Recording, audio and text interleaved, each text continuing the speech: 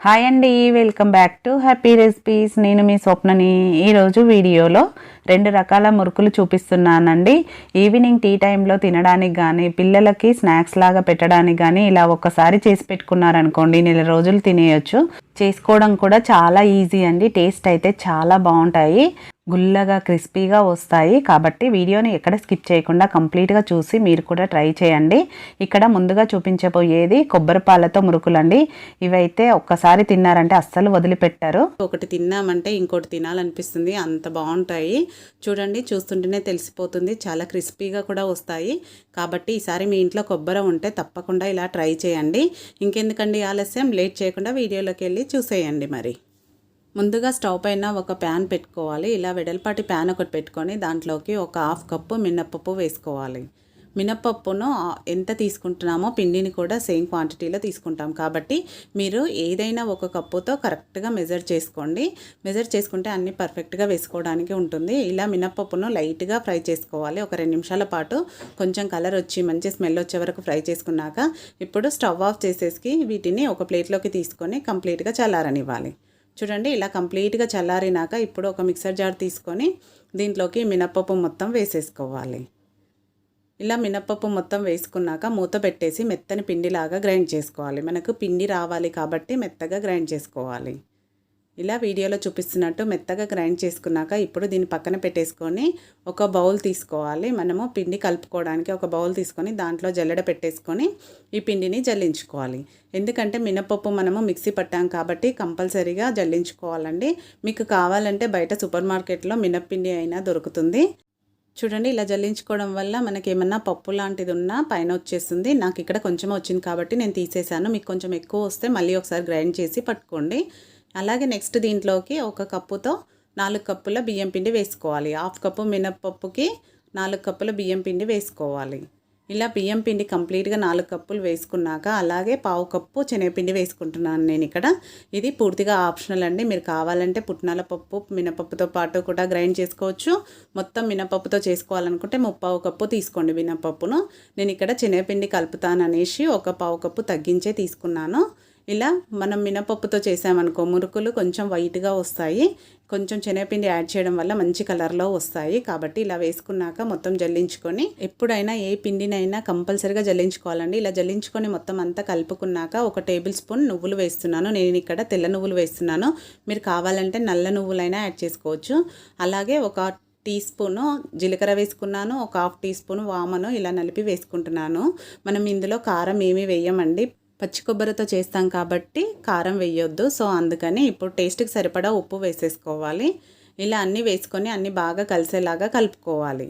కారం వేయం కాబట్టి మీరు కావాలంటే కొంచెం మిరియాల పొడి వేసుకోవచ్చు. అలాగే కొంచెం ఇంగువ కూడా వేసుకోవచ్చు అండి. నేనైతే ఇక్కడ వామ వేసుకున్నాను కాబట్టి మిరియాల పొడి కూడా వేయట్లేదు. అలాగే 1 టేబుల్ స్పూను వేడి నూనె వేసుకోవాలి.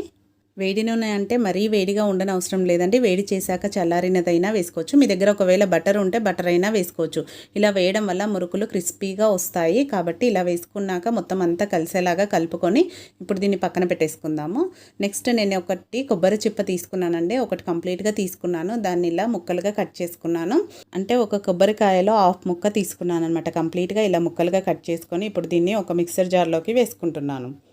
ఇలా వేసుకున్నాక నెక్స్ట్ దీంట్లోకి 1 కప్పుతో వాటర్ తీసుకొని 1/2 కప్పు వేసుకుంటున్నాను. ముందుగా ఎక్కువ వేయొద్దండి, ఎక్కువ వేస్తే కొబ్బరి నలగదు. కాబట్టి కొంచెం వేసుకొని 1/2 వరకు వేసుకొని మెత్తగా గ్రైండ్ చేసుకోవాలి. వీలైనంత మెత్తగా గ్రైండ్ చేసుకోవాలి. కావాలంటే మధ్యలో కొంచెం వాటర్ యాడ్ చేసుకొని చూడండి, ఈ విధంగా మెత్తగా గ్రైండ్ చేసుకున్నాక దీంట్లోకి ఇంకొక 1.5 కప్పు వాటర్ వేసుకోవాలి. టోటల్గా ఇక్కడ నేను 2.5 కప్పుల వాటర్ పట్టిందండి. ఇలా వేసేసుకొని ఈ కొబ్బరిలో కలిపి ఒక 10 నిమిషాల పాటు పక్కన పెట్టేసుకోవాలి. ఇలా పక్కన పెట్టడం వల్ల కొబ్బరి పాలు అనేది ఈజీగా వచ్చేస్తాయండి. మీరు ఇదే ప్లేస్లో వేడి నీళ్ళు కలుపుకుంటే వెంటనే కూడా చేసుకోవచ్చు. వేడి నీళ్ళతో అయినా చేసుకోవచ్చు, మరీ వేడిగా కాదు, గోరువెచ్చని నీళ్ళు వేసుకున్నా కూడా. నేను ఇప్పుడు ఒక 10 నిమిషాల తర్వాత కొబ్బరి పాలను సపరేట్ చేస్తున్నాను. చూడండి, ఇలా స్ట్రైనర్ తీసుకొని ఒక గిన్నెలోకి పాలను సపరేట్ చేసుకోవాలి. మొత్తం ఇలా తీసుకున్నాక మళ్ళీ మిక్సీ జార్లో ఇంకొక 1/2 కప్పు వాటర్ పోసి ఇలా కంప్లీట్గా వేసేసుకున్నాను. టోటల్గా ఇక్కడ నాకు 2.5 కప్పుల వాటర్ వచ్చాయండి. చూడండి ఇప్పుడు కొబ్బరి పిప్పి మాత్రమే ఉంది కదా, దీన్ని పక్కన పెట్టేసుకుందాము. మనకి ఇక్కడ 2.5 కప్పుల పాలు వస్తాయండి. ఎగ్జాక్ట్లీగా కరెక్ట్గా పోసుకున్నాం కాబట్టి కరెక్ట్గా వస్తాయి. ఇప్పుడు ఆ పాలను కొంచెం కొంచెంగా పిండిలో పోసుకుంటూ కలుపుకోవాలి. ఒకేసారి మొత్తం వేయొద్దండి, ఇలా కొంచెం కొంచెంగా వేసుకోవాలి. నాకైతే ఈ పాలు అనేది పర్ఫెక్ట్గా సరిపోయాయండి. ఒకవేళ మీకు కూడా పాలు సరిపోలేదనుకోండి, కొంచెం ఆ కొబ్బరి పొడిలో వాటర్ వేసి ఒకసారి గ్రైండ్ చేసి తిప్పేసుకుంటే సరిపోతుంది. ఇలా కొంచెం కొంచెంగా వేసుకొని పిండిని నీట్గా కలుపుకోవాలి. మనం మురుకుల పిండిని ఎలా తలుపుకుంటామో అలా. చూడండి లాస్ట్కు బ్లాక్ అంతా అలానే ఉంచేసి మనకు పాలు అనేది పర్ఫెక్ట్గా సరిపోయాయి. మన కన్సిస్టెన్సీ అనేది ఈ విధంగా ఉండాలి.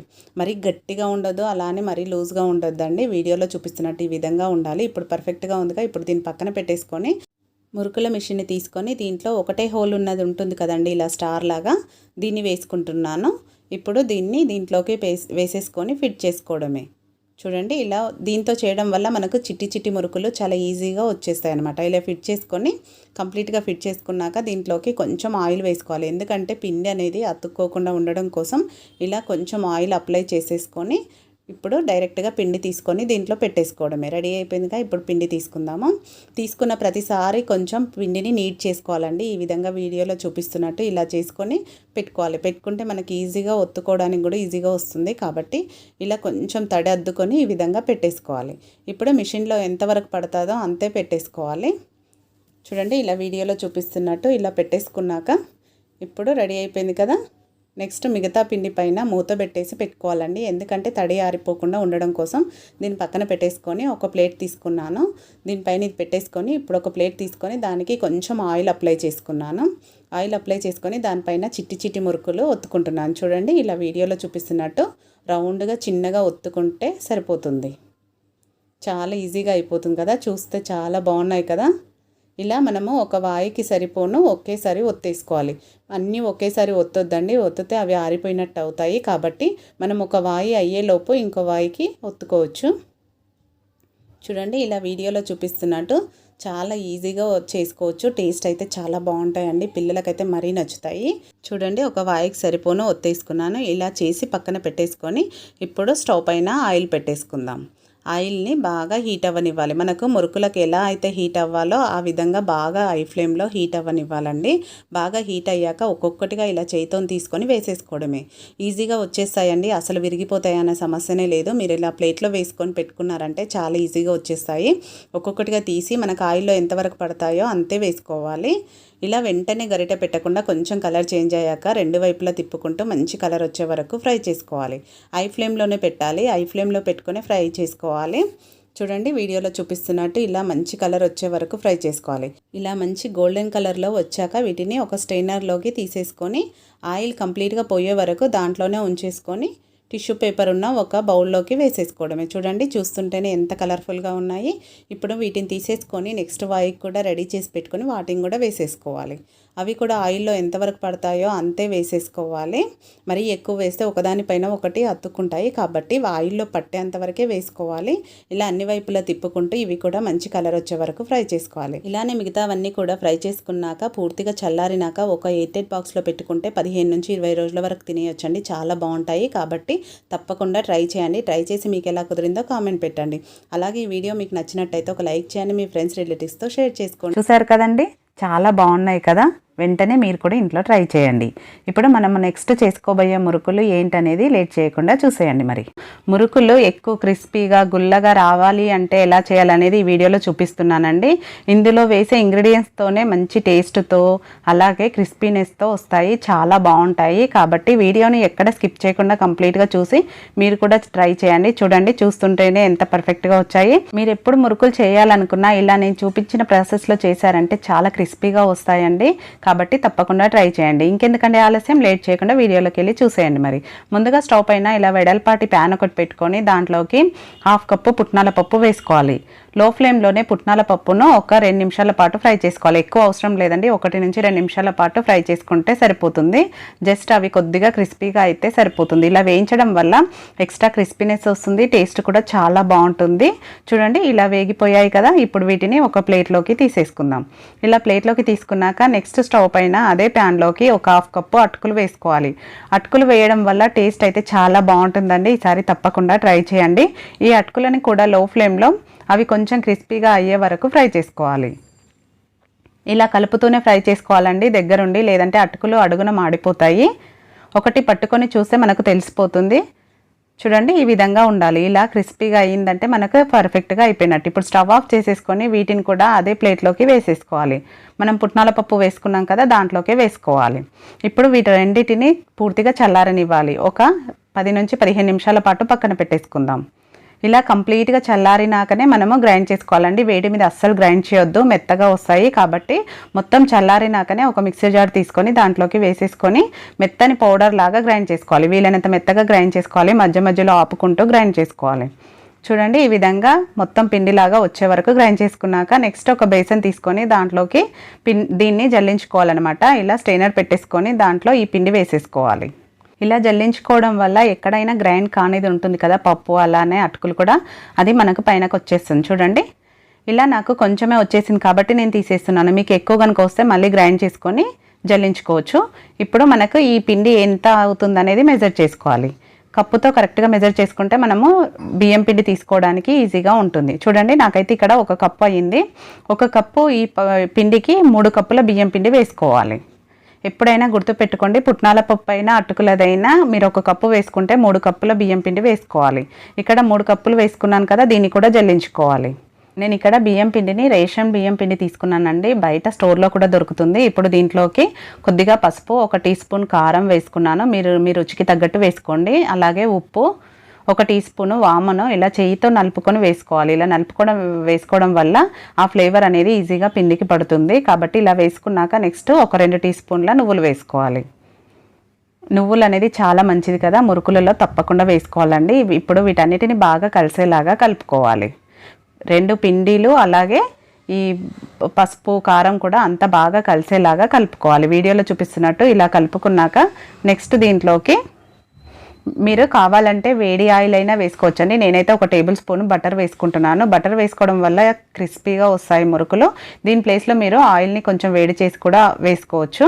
బటర్ అనేది రూమ్ టెంపరేచర్లో ఉండాలండి, అలా అయితేనే పిండికి పడుతుంది. ఇలా బాగా పిండికి పట్టించాక పిండిని మనము ముద్ద కడితే ముద్దలాగా రావాలి, అలా వచ్చే వరకు ఈ విధంగా పట్టించుకోవాలి. మీరు కావాలంటే ఇంకొంచెం బటర్ని కూడా యాడ్ చేసుకోవచ్చు. చూడండి ఈ విధంగా ఉండాలి పిండి. ఇప్పుడు పిండి పర్ఫెక్ట్గా ఉంది కదా, ఇప్పుడు దీంట్లోకి కొంచెంగా వాటర్ వేసుకొని పిండిని చపాతీ ముద్దలాగా తడుపుకోవాలి. మామూలుగా అయితే వేడి నీళ్ళు పోసి తడుపుకుంటారు కదా, దీనికి అలా అవసరం లేదండి. మనం అటుకులు అలాగే పుట్నాల పప్పు వేసాం కాబట్టి వేయించి మరీ వేడి నీళ్ళు పోయని అవసరం లేదు, చల్లనీళ్ళతోనే ఈజీగా కలుపుకోవచ్చు. చూడండి వాటర్ కొంచెంగా వేసుకుంటూ మనము వీడియోలో చూపిస్తున్నట్టు చపాతీ ముద్దలా తడుపుకోవాలి. వాటర్ అన్నీ ఒకేసారి వేయొద్దండి, కన్సిస్టెన్సీ అనేది ఈ విధంగా ఉండాలి. ఈ విధంగా తడుపుకున్నాక ఇప్పుడు దీన్ని పక్కన పెట్టేసుకొని మనము మురుకులు చేసేసుకోవడానికి మిషన్ని తీసుకుందాము. దీనిపైన మూత పెట్టుకోవాలి, పిండి అనేది తడారిపోకుండా. ఇలా మూత పెట్టేసుకున్నాక నేను ఇక్కడ మురుకులు చేయడానికి ఇలాంటివి తీసుకున్నానండి. దీంట్లోకి ఇలా సన్నగా కొంచెం మీడియంగా ఉంటాయి, మరి సన్నగా లేకుండా అలానే లావుగా లేకుండా ఇలాంటి మిషన్ తీసుకున్నాను. ఇలాంటి బిళ్ళను వేసేసుకొని ఈ విధంగా టైట్ చేసుకోవాలి. ఇప్పుడు నెక్స్ట్ దీంట్లోకి కొంచెం ఆయిల్ వేసుకొని ఆయిల్ అప్లై చేసుకోవాలి.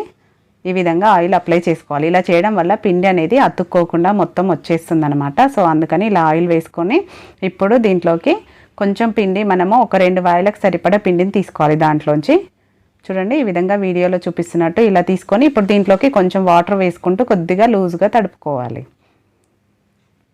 ఈ విధంగా కొంచెం వాటర్ వేసుకొని ఇలా తడుపుకొని దీంట్లోంచి మనకు దాంట్లో ఎంతవరకు పడుతుందో అంతే తీసుకోవాలి, మరీ ఎక్కువ పెట్టొద్దండి.